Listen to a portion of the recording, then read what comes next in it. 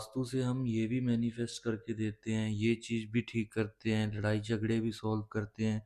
तो ये बात एक अविश्वसनीय लगती है, इन सबको ठीक करके देते हैं वास्तु से। तो आज मैं आपको बताऊँगी कि क्या प्रोसीजर है, ये कोई मैजिक नहीं है।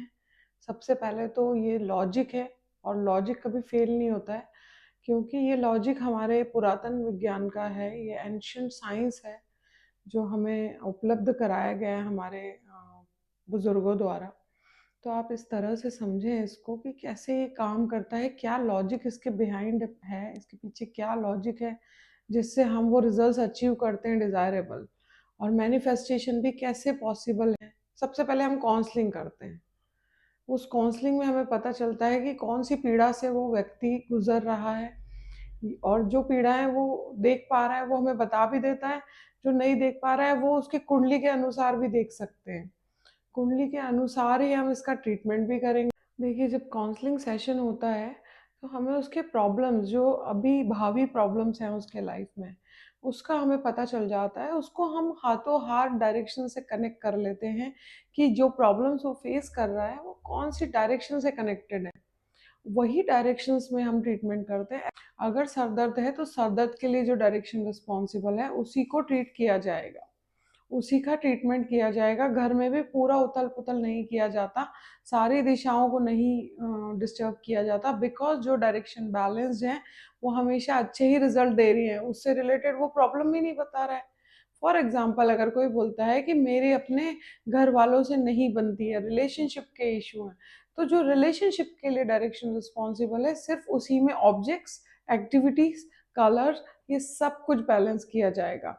और वो डिस्टर्बेंस जो क्रिएट हो रहा है, जो तना-तनी उसके रिलेशनशिप में हो रही है, वो उसी डायरेक्शन से ट्रीट किया जाएगा। This is how it works. तो काउंसलिंग सेशन में हमें सबसे पहले जिस्ट पता चल जाता है कि किस तरह की समस्याएँ उनको आ रही हैं। ये तो हो गई एट प्रेज़ेंट की समस्याएँ। अब अगर हम बात करें कि फ्यूचर में किस तरह की प्रॉब्लम्स वो फेस कर सकते हैं, जो कि महादशा, अंतर्दशा, यहाँ पे हमें थोड़ा ज्योतिष का हेल्प लेना पड़ता है। कहते हैं ना, ज्योतिष वही है जो ज्योति है, ईश्वर की दी हुई, जिससे जो प्रकाश डालता है हमारे जीवन पे। तो हम उस ज्योति का यूज़ करके, उस एस्ट्रोलॉजी का यूज़ करके ये पता लगाते हैं कि आने वाले समय में महादशा, अंतर्दशा से कौन से प्लैनेट्स का गोचर रहेगा और कौन से प्लैनेट्स का इफ़ेक्ट इस व्यक्ति विशेष पे क्या आने वाला है।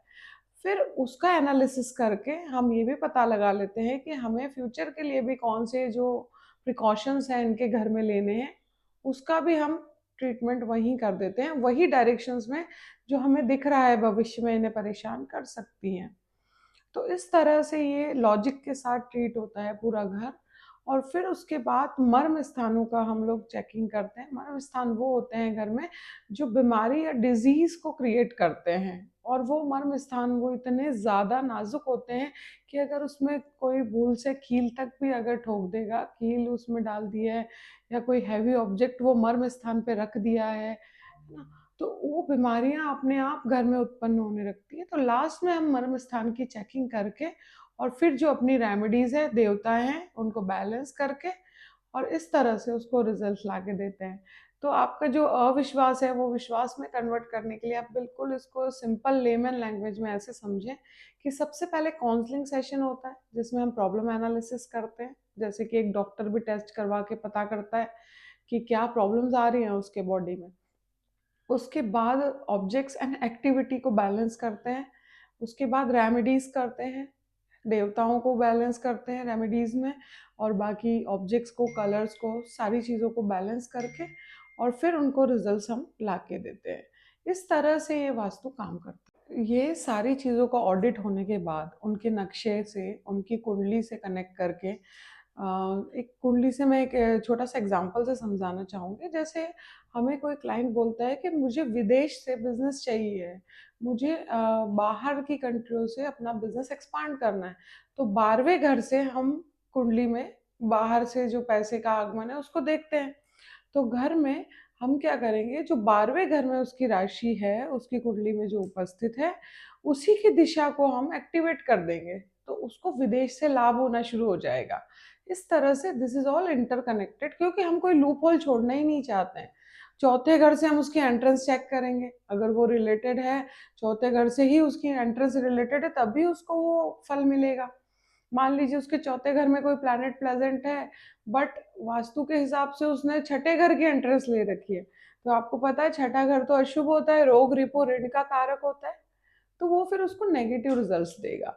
This is all interconnected. आप ऐसे समझिए कि ऐसा नहीं हो सकता कि कुंडली में कोई ग्रह बहुत अच्छे से उपस्थित है, पॉजिटिव है, और वास्तु में उसका नेगेटिव एक्टिविटी चल रही है और वो अच्छे रिजल्ट दे दे। ऐसा नहीं होता। अगर हम कोई भी लूप होल छोड़ते हैं तो ये हमें प्रॉब्लम देगा, बिकॉज इसमें कर्मा की थ्योरी भी इन्वॉल्व है कि भाई उसने क्या कर्म कर रखे हैं, जाने अनजाने उससे कहीं कोई ऐसी चीज़ें तो नहीं हो रखी हैं जिससे उसको नेगेटिव रिजल्ट्स आ रहे हैं। तो वो सारा काउंसलिंग में पूरा ऑडिट किया जाता है। उस ऑडिट में हम पूरा अपना विश्लेषण, हम अपना पूरा तैयार करते हैं कि क्या-क्या डायरेक्शंस हैं जो ट्रीटमेंट माँग रही हैं, जिनको बैलेंसिंग की ज़रूरत है, और जो डायरेक्शंस ऑलरेडी बैलेंस है, जिसकी वो शिकायत भी नहीं कर रहा है, ना उनकी कुंडली में वो ऐसे शिकायतें हैं, दिख रही हैं, तो हम उसे बिल्कुल भी नहीं छेड़ते हैं। इसीलिए जो वास्तु के जो रेमेडीज़ हम करते हैं, वो विदाउट डिमोलिशन होते हैं। क्योंकि हमें पूरे घर को छेड़ना है ही नहीं। अगर हम डिमोलिशन की तरफ जाएंगे तो पहले तो वो राहु का इफेक्ट देगा। Demolition is a negative energy, वो एक राहु की एनर्जी है। और दूसरा, उससे जब हम डिमोलिशन करेंगे तो हम ना चाहते हुए भी काफी सारे डायरेक्शंस को डिस्टर्ब कर देंगे, जो कि हमें नहीं करना है ऑब्वियसली। तो जो चुनिंदा प्रॉब्लम्स हैं उन्हीं का जो है रेमेडीज किया जाता है, और इस तरह से ये मैनिफेस्टेशन या ये वास्तुशास्त्र की जो रेमेडीज हैं ये आपको रिजल्ट्स ला के देते हैं। हम मान लीजिए अगर एक फैक्ट्री का ओनर साउथ वेस्ट में अपना ऑफिस बनवाता है, जो कि पुरातन वास्तु के हिसाब से नॉर्मली लोग बनवाते हैं, बेडरूम बनवाते हैं, ओनर का, घर के मुखिया का बेडरूम साउथ वेस्ट में बनवाया जाता है।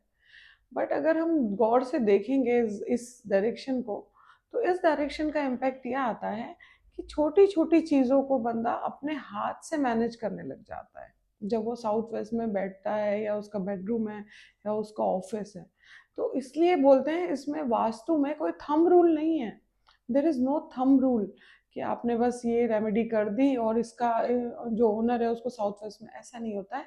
उसके चार्ट के हिसाब से, उसकी कुंडली के हिसाब से, उसके 10वें घर में कौन से प्लैनेट, 10वां हाउस जो उसके कर्म कर्म के लिए रिस्पॉन्सिबल है कि कौन से काम या बिजनेस वो करेगा, तो 10वें घर में जो हाउस है उसके हिसाब से उसी डायरेक्शन में उसका ऑफिस बनाया जाएगा। और जब उसका ऑफिस 10वें घर के प्लैनेट के हिसाब से बनेगा, तभी वो उसके पूरे रिजल्ट्स भोग पाएगा, यानी कि तभी उसको रिजल्ट्स आएंगे। वो माइक्रो मैनेज की जगह चीज़ों को मैनेज करेगा और उसी लेवल की ग्रोथ उसको बिजनेस में देखने को मिलेगी।